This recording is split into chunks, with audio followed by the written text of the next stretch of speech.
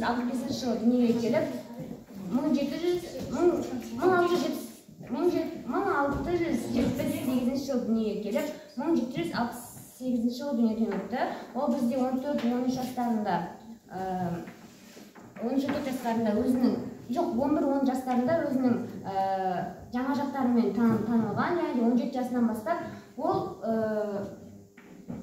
ерекше көзге түскен, және де қаншама Орта Азиядағы соғыстарға қатыса бастаған. Бізде одан кейін ол батыр жырын жазған.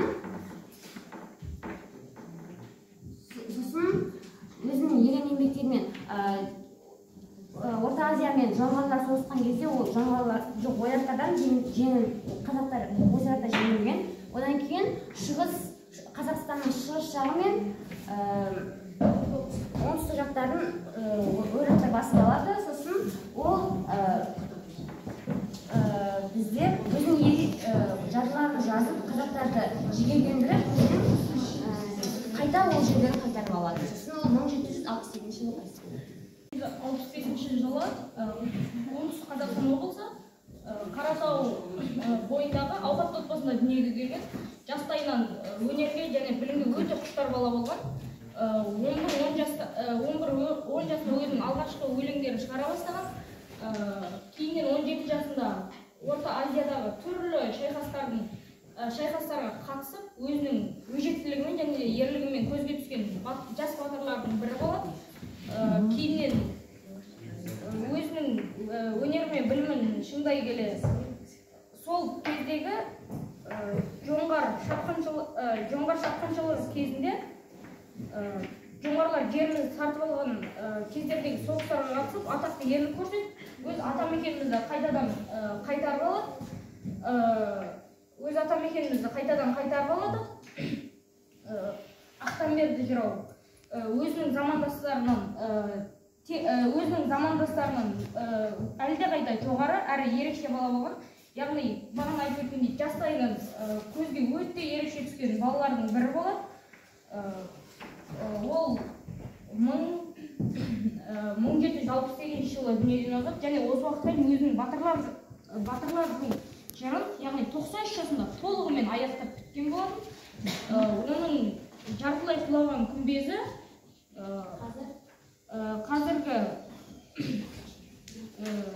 қазіргі Шығыс Қазақстандағы Абай ауданында тұрғызылған десек. 1675 жылы дүниеге келген, ол дүниеге келгендері оңтүстік Қазақстан облысы Қаратау ауданында дүниеге келген. Ол ауқатты отбасында дүниеге келген. Оның әкелері де барлығы ауқатты болған. Ол 10-11 жасында жырға және жаугершілік заманға үйрене берген. Ол жаугершілік заманда өмір сүргеннен кейін ол да жауға шықпақшы болады.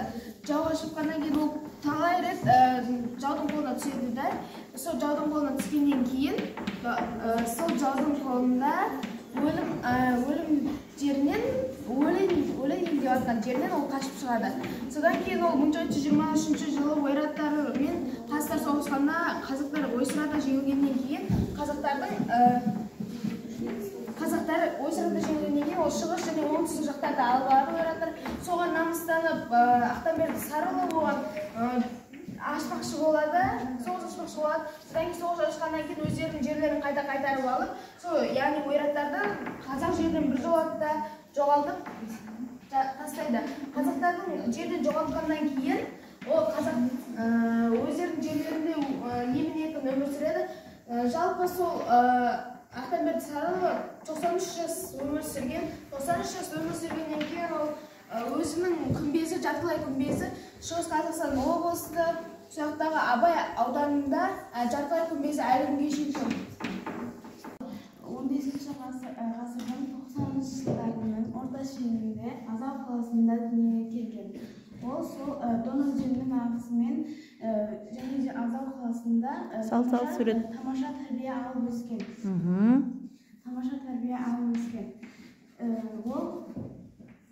Ол дәшті қыпшақты жақсы білген, және де Сахараға барған, Бақшын сарайға барған.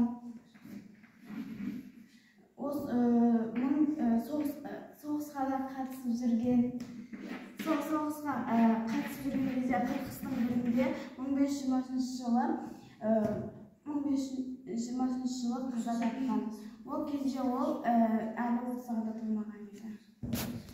Доспамбет жырау 15 ғасырдың 90 жылдарының басында дүниеге келген. Ол Азау қаласында дүниеге келген. Дон өзенінің жанындағы әскерлердің шонжардың тұқымынан шыққан. Ол оны Дешті Қыпшақтар, Дешті Қыпшақ, Стамбул және де Бақшасарайда, Сахарада болған. Өзінің туыстас жырау түркі елдеріне соғысып жатқан кезінде ол 1520 жылы Астрахан түбінде ол өмірден озады. Ол кезде оның жасы 30-ға да толмаған еді. 8 ғасырдың 90 жылдарында өмір сүрген. Дон өзенінің төменгі ағысында жонжалар тұқымынан шыққан. Ол Сахара, Бақшасарай, мұсылман кенттерінің тұрмыс тіршілігі мен салт-дәстүрін жақсы меңгерген. Ол әрі әскерге де қатысқан. Сөйтіп, ол өзінің туысқандарындағы әскердің бірінде 1523 жылы қаза табады. Астрахан түбінде. Бұл кезде оның жасы Доспамбет жырау. Ол 15 ғасырдың 90 орта шетінде дүниеге келген. Ол Азау қаласында туған. Ол Стамбулға, Сахараға саяхат жасаған. Ол сол жақтың танысымен қатар және олардың тұрмыс салтымен де танысқан. Және де ол көптеген соғыстарға қатысқан. Сол соғыстардың бірінде 1523 жылы қайтыс болған. Ол қайтыс болғанда оның жасы небәрі 30-ға да толмаған болады. 675 жылы дүниеге келеді. Және де ол 11 жасында